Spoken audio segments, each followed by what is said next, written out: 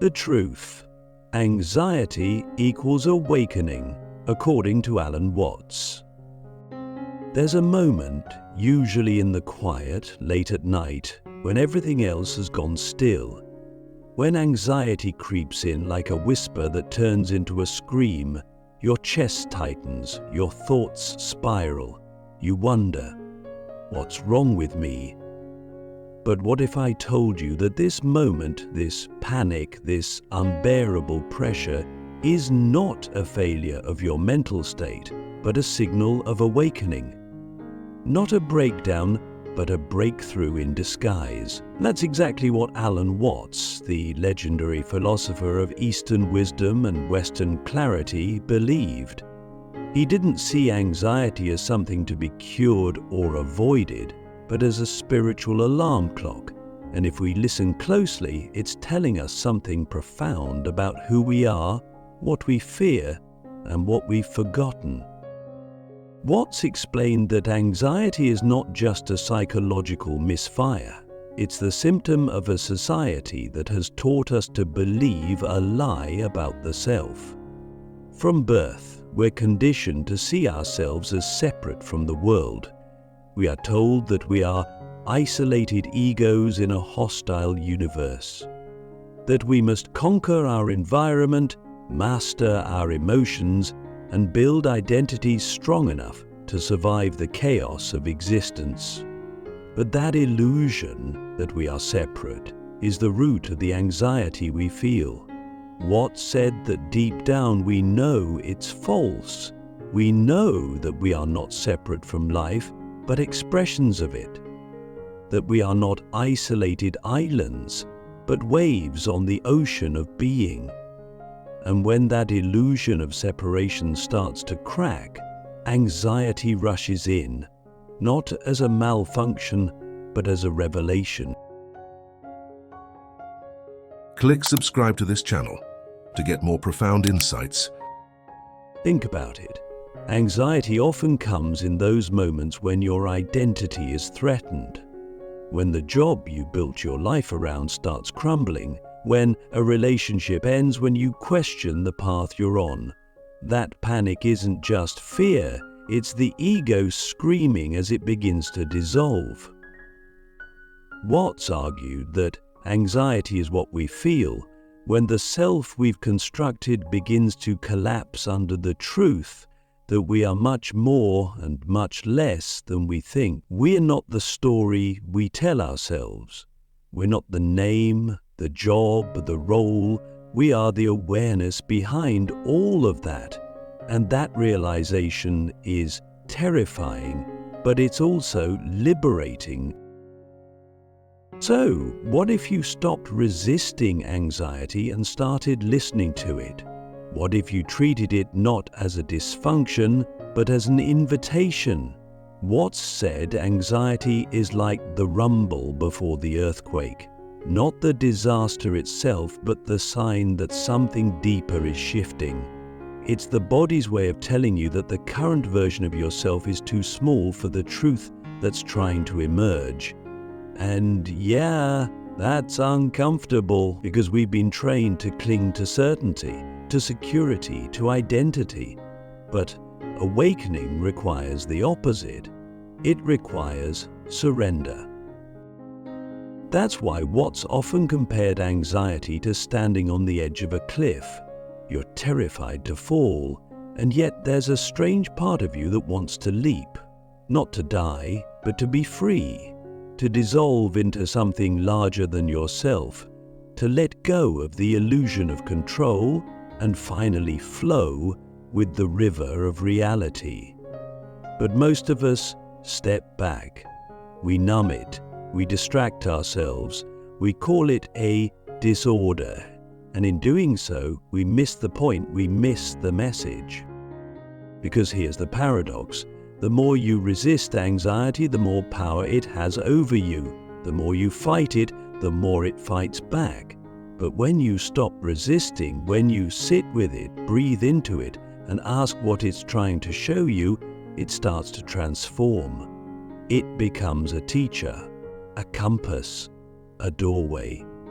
Watts believed that anxiety is a signal that the ego is dissolving, and that if you're brave enough to let it dissolve, you'll find something far more real on the other side. Not peace in the old sense of the word, but a new kind of peace, rooted in the acceptance of impermanence, in the dance of change, and in the mystery of being alive. So let me ask you something that might shake you. What if the thing you fear the most, losing control, losing your identity, losing yourself, is the very thing that could set you free? Because maybe anxiety isn't your enemy. Maybe it's your awakening.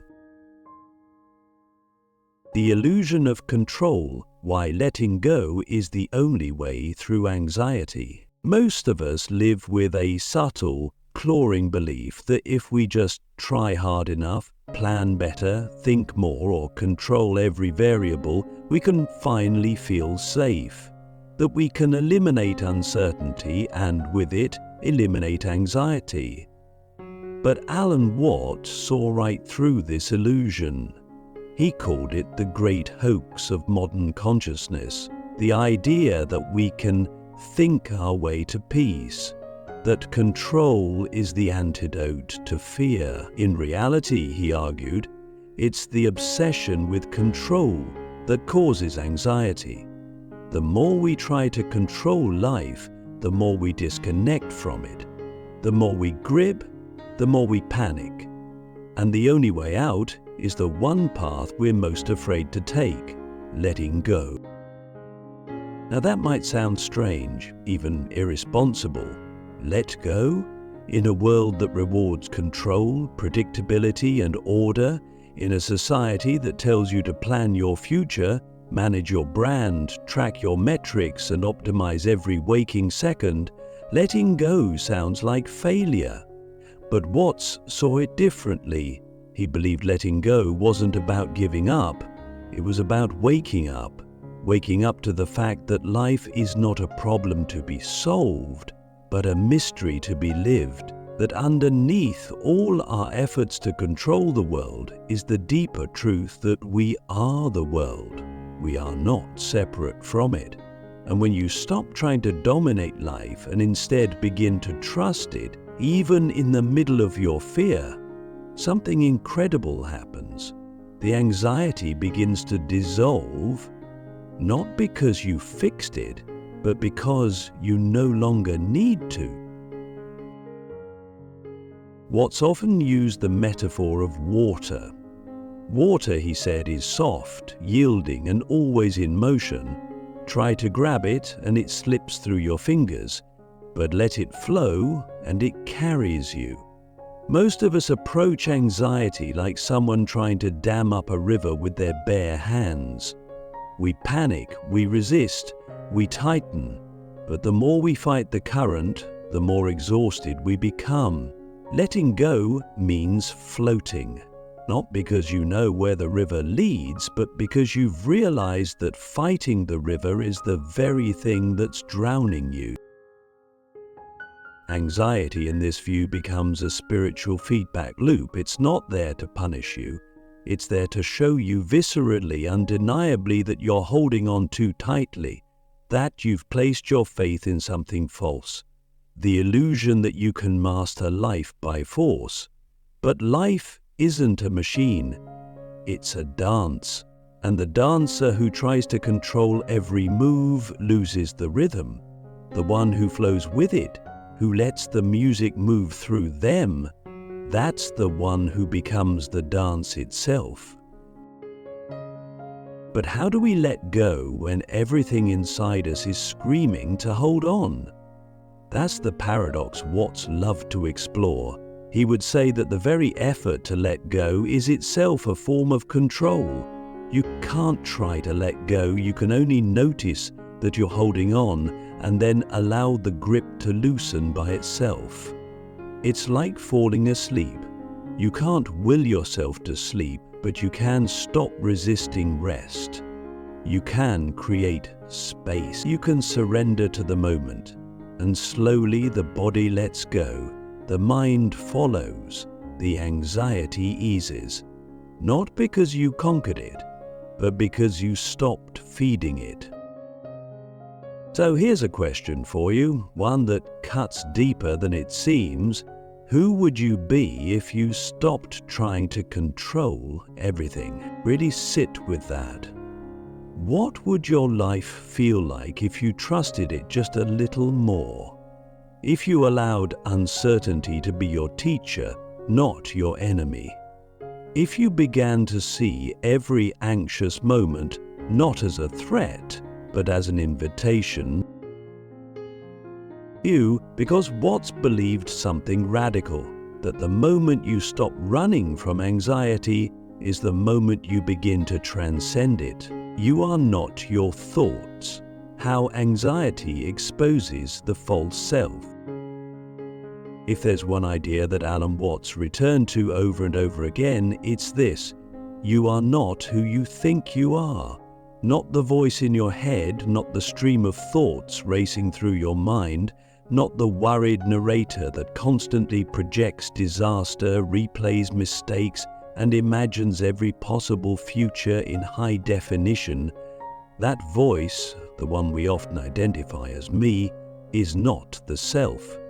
It's a performance, a useful tool, sometimes, but when mistaken for who we are, it becomes a prison.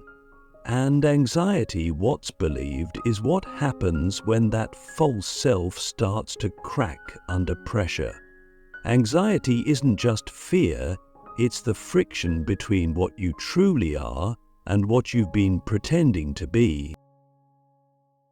We live in a culture that tells us we are our identity, our resume, our role, our social media handle, our achievements, our failures, our opinions. But those are just surface-level constructs. And deep down, we know it. We know there's something behind all of that, something witnessing it all. That awareness, that presence, that quiet observer. That's your real self, and anxiety becomes the signal that you've been living too long in the realm of the false self. The ego that's obsessed with status, control, and certainty. Alan Watts called this ego the skin-encapsulated ego, the illusion that you are a separate entity trapped inside a bag of skin, cut off from the rest of existence, and this illusion is exhausting to maintain. Anxiety often spikes when that ego is threatened, when your status is questioned, when your routine is disrupted, when you're forced to sit in silence and realize you don't actually know who you are without the noise. That's why anxiety can feel so disorienting. It's not just fear, it's identity collapse. It's the mind saying, if I'm not in control, then who am I? And that question, Watts would argue, is the beginning of awakening, because the ego, the false self, hates not knowing. It feeds on certainty. But reality, true reality, is uncertain, fluid, alive. And when the ego collides with truth, it trembles, it panics, it screams. That scream is what we call anxiety. But here's the key. That scream isn't a sign that something's gone wrong. It's a sign that something false is being exposed. And when we stop identifying with the voice of anxiety, something incredible happens. We begin to notice the space around it. We begin to realize that if we can observe the anxious thought, we cannot be the thought. If we can witness the fear, we are not the fear. We are the awareness of fear. And that shift in perspective, subtle but seismic, is the beginning of liberation. Watts believed that the mind is like a game we're playing with ourselves. We get so caught up in the story that we forget we're the storyteller. We forget that we're the screen, not the movie. And anxiety, as painful as it is, becomes the invitation to step back and remember, to return to the part of us that isn't trying to control the world, but simply watching it unfold. To sit in the stillness beyond thought, because that stillness is not empty, it's full of presence, of peace, of being. And it's always there, behind the noise. So let me ask you something that might change the way you see your inner world. What if you stopped trying to silence your anxiety and instead asked, who is the one hearing this voice? What part of you is aware of the panic? Who is watching the waves crash inside your mind? Because maybe the goal isn't to feel less anxiety, but to realize that you are not the one who feels it. You are the one who sees it. And that awareness, that quiet, spacious, eternal awareness, is who you truly are. The great surrender, how anxiety leads to spiritual freedom. If you've made it this far, you already sense it. Anxiety is not a curse, it's a doorway. But what lies on the other side?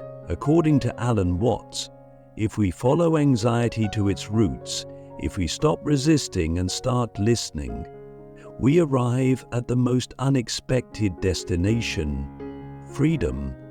Not the kind of freedom we usually chase, the freedom to do whatever we want, but a much deeper spiritual freedom, a release from the illusion of control, a surrender to the flow of life. And paradoxically, it's in that surrender that we discover peace, not because we've removed all fear, but because we've stopped needing to. Watts often said that the final step in awakening is realizing that life is not a problem to be solved, but a process to be experienced. And anxiety, in its rawest form, is the tension that arises when we treat life like a problem that must be fixed. The anxious mind says, "This moment isn't right, something's wrong, I need to escape it." But the awakened mind says, "This moment is what it is. Let's see what it contains." That shift, from resistance to curiosity, from fear to openness, is the essence of surrender. And surrender doesn't mean giving up your life, it means giving up the illusion that you were ever in charge of it. Let that sink in. Every anxious thought, every catastrophic scenario, every attempt to control the uncontrollable, it all stems from the belief that we are the authors of reality. But Watts reminds us that we are not separate from the universe, we are the universe playing a temporary role. Just as a wave is not separate from the ocean, we are not separate from the flow of existence. And when we truly realize that, something drops. The burden of control, the constant striving, the desperate clinging, it dissolves. What remains is stillness, presence, a deep, abiding trust that you don't have to hold it all together, because it was never yours to hold. This is the great surrender, and it can feel, at first, like death, the death of your ego, the death of your false identity, the death of your illusion of control. But on the other side is a kind of rebirth, not into a new version of your old self, but into something far more spacious. A version of you that is not defined by fear or by who you think you're supposed to be, but by the simple fact that you exist, and that existence itself is enough. Watts often pointed out that the moment you stop clinging, you start floating, and the same water that once felt like it was drowning you becomes the thing that carries you. So how do we practice this surrender? Not through effort, ironically, not through force, but through awareness, through learning to sit with your anxiety without needing to fix it, to feel the fear and say, "Ah, there you are," to let it burn through you without building a wall around it. In doing so, you begin to see that the anxiety isn't you, it's just weather passing through the sky of your being. And the sky is never harmed by the storm. It holds it, it allows it, and then it returns to calm. Here's the final, maybe most important question. What if anxiety has been trying to introduce you to yourself this whole time? Not the self you show on the surface, not the one chasing goals or maintaining appearances, but the one beneath it all, the one that watches silently, the one that doesn't need to be anything other than what it already is. What's believed that when we allow anxiety to complete its message, when we stop running and start listening, it transforms. It becomes a guide, a teacher, a portal to the truth. And the truth is this: you were never separate, you were never broken, you were never lost. You were simply asleep, dreaming that you were in control. Anxiety is the moment you begin to stir. Awakening is what happens when you let go, and freedom is the realization that you were never anything but the sky, and now the storm has passed.